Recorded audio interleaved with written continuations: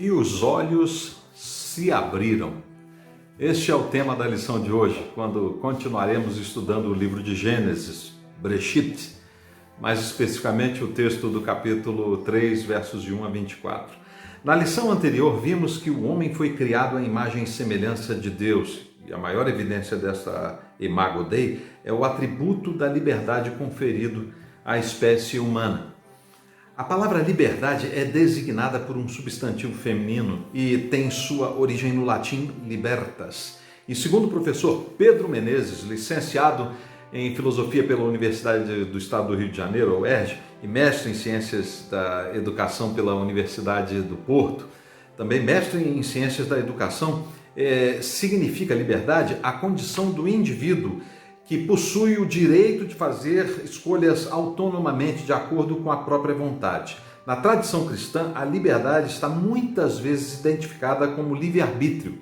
A filosofia classifica como a independência do ser humano, a autonomia, autodeterminação, espontaneidade e intencionalidade. E para Aristóteles, filósofo da Academia de Platão que morreu em 322, a liberdade está baseada na possibilidade de realizar escolhas orientadas pela vontade. Entretanto, a liberdade deveria estar acompanhada de conhecimento. Para ele, Aristóteles, o conhecimento é a ferramenta capaz de ampliar as possibilidades de escolha e tornar o indivíduo mais livre e capaz de realizar a sua finalidade, que é buscar a felicidade. Aristóteles achava nisso que se resumia nisso a razão da existência humana, a busca pela felicidade. Na filosofia medieval, liberdade está relacionada à faculdade do livre-arbítrio. Os seres humanos são dotados de liberdade por Deus para que possam livremente seguir os ensinamentos dele e alcançarem uma vida virtuosa orientada pela fé. Já nas raízes do pensamento liberal, desenvolvida por John Locke, filósofo inglês que faleceu em 1704 d.C., os indivíduos teriam abandonado a liberdade natural e passaram a viver sob o governo de um Estado que pudesse garantir o seu direito à propriedade, e a vida passa a ser orientada pelas leis, inaugurando-se assim a chamada liberdade civil. Já segundo Kant, outro filósofo prussiano, racionalista que morreu 100 anos depois de Locke, liberdade está relacionada com autonomia, é o direito do indivíduo criar regras para si mesmo, que devem ser seguidas racionalmente. Essa liberdade só ocorre realmente através da vontade em conformidade com as leis morais.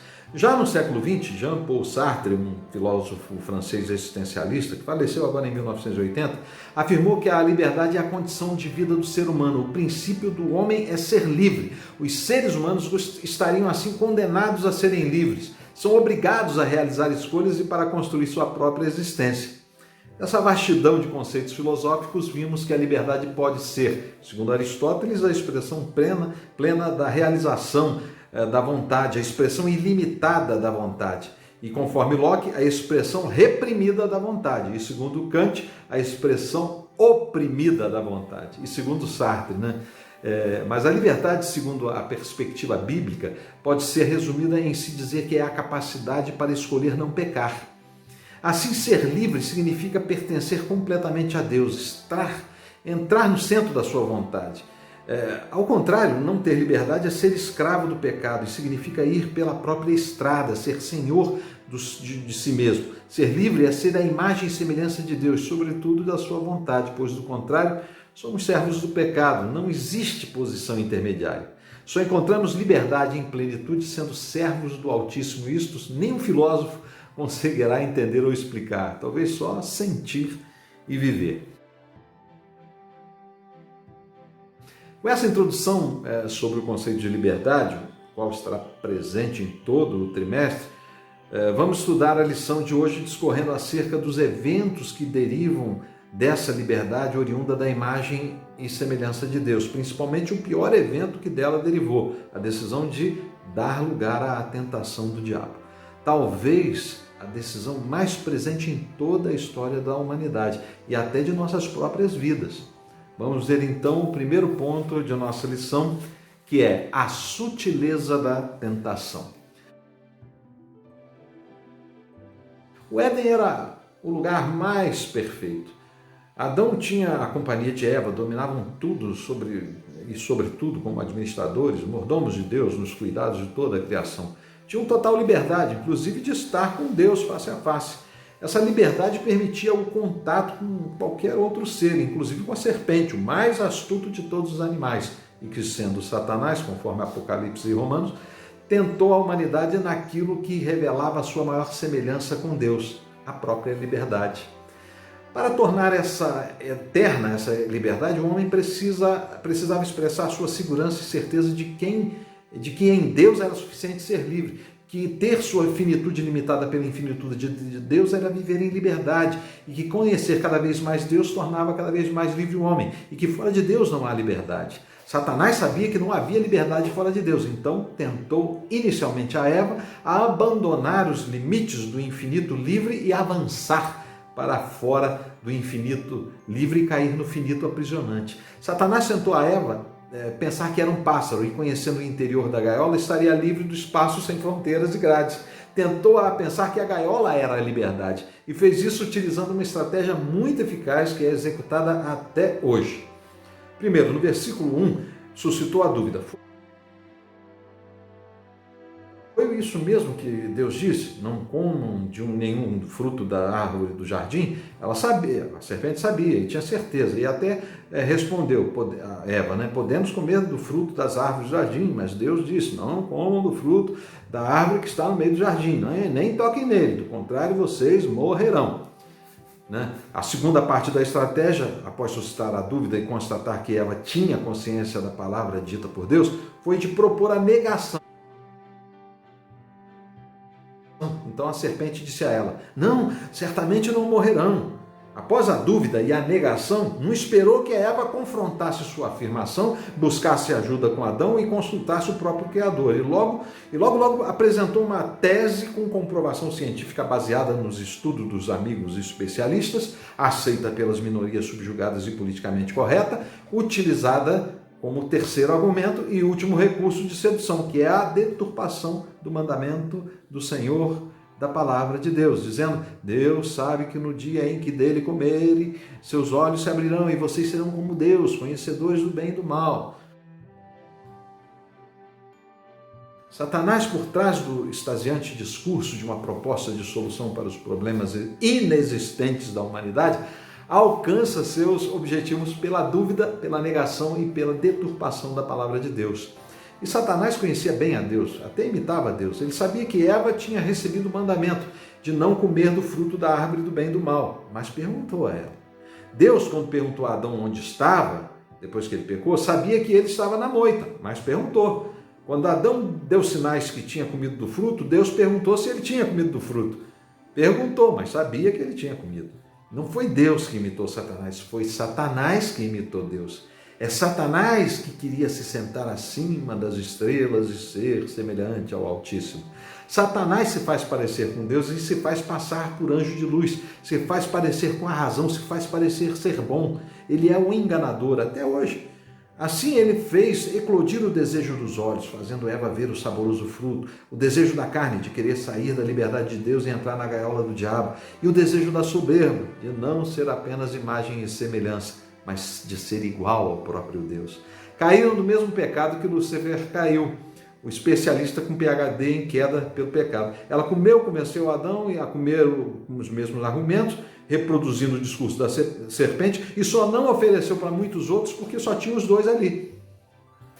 Olha o que está escrito no verso 6. Quando a mulher viu que a árvore parecia agradável ao paladar, era atraente aos olhos e, além disso, desejável para dela se obter discernimento. Tomou do seu fruto, comeu e deu a seu marido, que comeu também. Mas não demorou a terem a consciência da culpa. Tudo isto porque não souberam usar a liberdade que lhes foi oferecida. A gente às vezes se sente preso querendo fazer certas coisas que a gente sabe que é errado. Fica meio que oprimido, uma vontade de fazer aquele pecadinho. Aí pensa, se eu fizer isso, o pessoal da igreja vai falar, o pastor vai me chamar no gabinete, vou sofrer disciplina, vou ser excluído. Isso está na Bíblia, bem que poderia não estar. É proibido, mas é bom.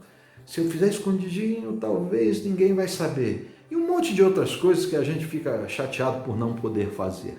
Tem gente que fala que às vezes ser crente é chato. Não pode isso, não pode aquilo. Quando a gente lê essa passagem da Bíblia, a gente para e pensa e acaba concordando que se eu fizer isso ou aquilo, vou acabar perdendo a liberdade que há em Cristo.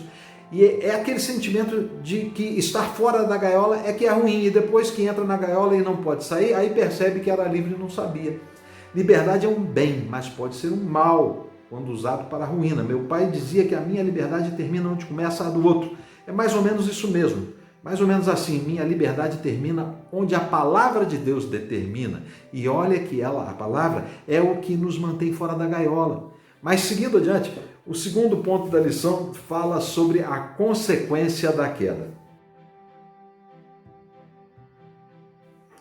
Nosso comentarista enumera que a queda foi para a serpente uma derrota, passou a comer pó. Uma analogia a quem perde uma corrida, por exemplo. Antigamente, nas corridas de cavalo lá na roça, quem ganhava dizia: deixei fulano para trás comendo poeira. Satanás será derrotado totalmente, mas já está sofrendo derrotas constantes, e o avanço da igreja é prova de que está comendo poeira. Lá em Mateus 16, 18, Cristo afirmou: pois também eu te digo que tu és Pedro, e sobre essa pedra edificarei minha igreja, e as portas do inferno não prevalecerão contra ela.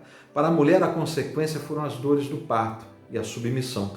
Tais dores são a expressão pessoal das que serão experimentadas por toda a natureza até que venha o Messias. E a submissão ao homem representa a submissão de toda a sociedade a um sistema que privará a total liberdade do indivíduo, seja pelas guerras, seja pelos governos impiedosos, seja pela desigualdade social ou pela tirania.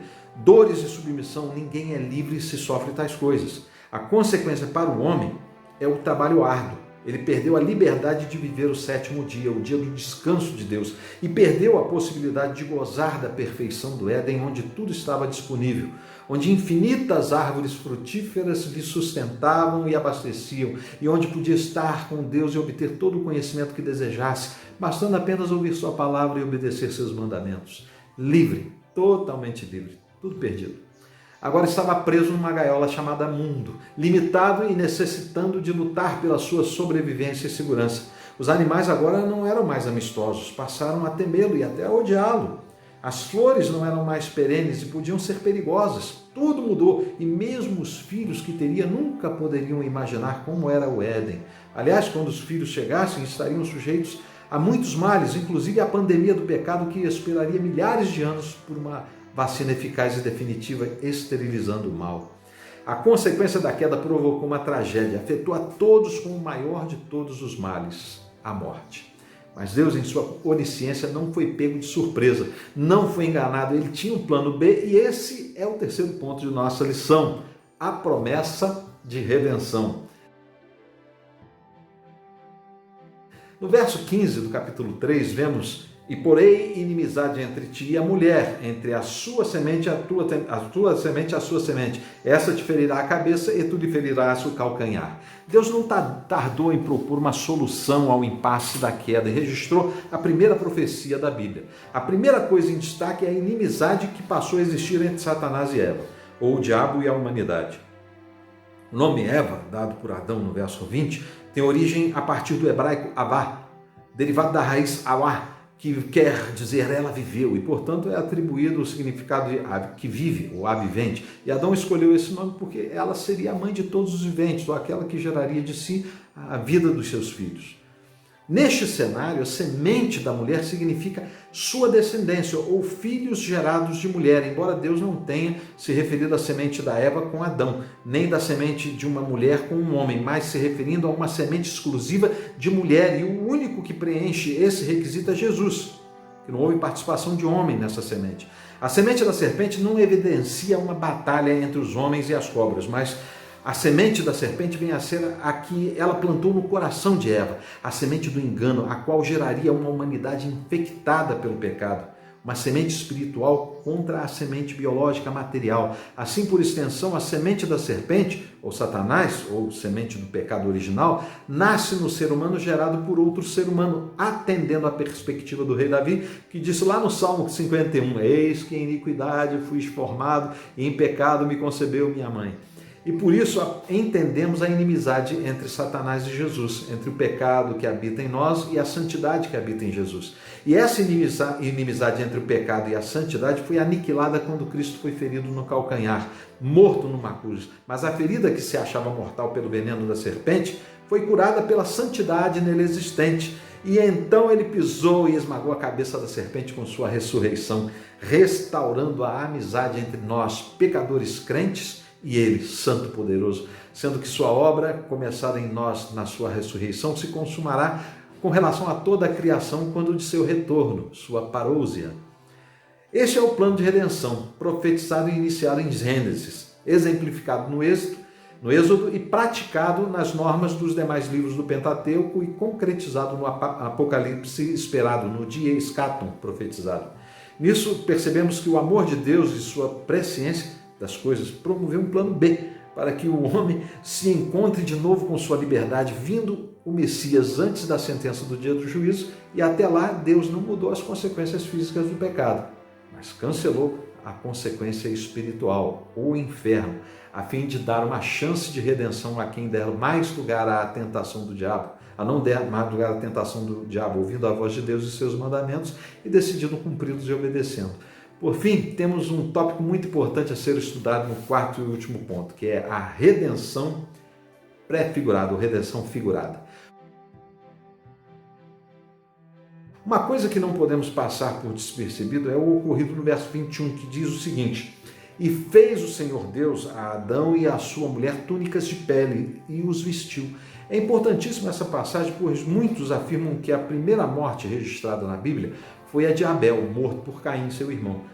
Mas aqui verificamos que houve uma morte anterior, a morte de um animal inocente que teve seu sangue derramado para que sua pele servisse de uma cobertura para a vergonha de Adão e Eva.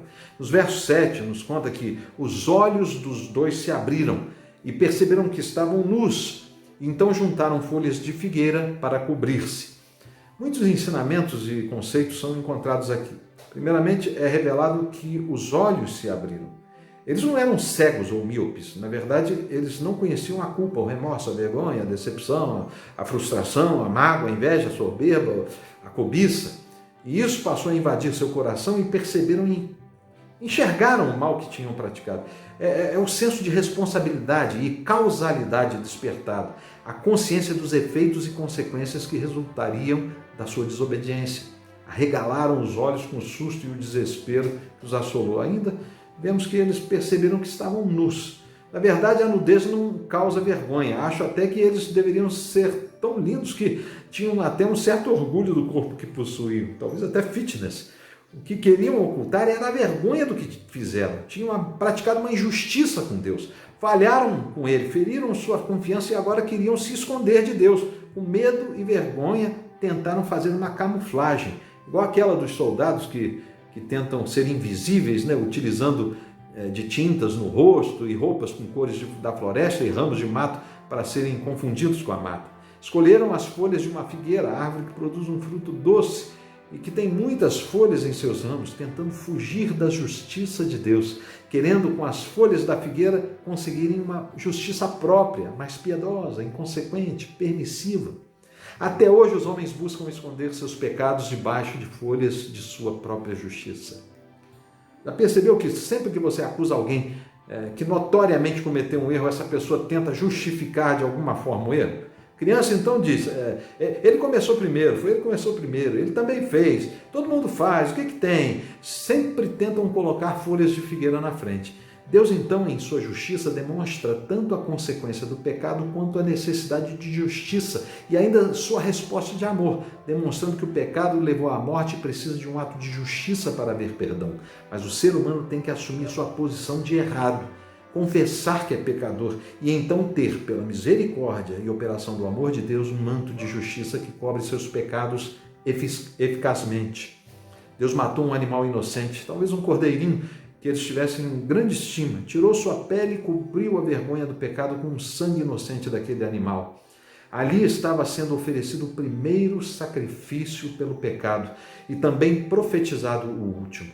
Ali o Senhor Deus nos diz que temos que assumir nossa pecaminosidade, reconhecer nossa necessidade de sermos justificados e saber que nossa justiça não é eficaz para cobrir nossos pecados. Crer que somente o próprio Deus pode oferecer um sacrifício aceitável e que Ele encarnou e se fez homem para nos redimir de nossos pecados e religar aquilo que havia se rompido. E nossa participação neste plano de redenção é a de sermos alvo desse amor e misericórdia, a despeito de nosso estado de condenação e insuficiência para prover nossa própria libertação da gaiola do pecado e da morte. E para isso temos que crer em Deus, nosso Criador, arrependermos de nossos pecados e aceitarmos a Jesus, seu Filho e Cordeiro, capaz de tirar o pecado do mundo, como nosso Senhor, o Senhor que abre a porta da gaiola e Salvador que nos liberta para sermos livres da infinitude de Deus.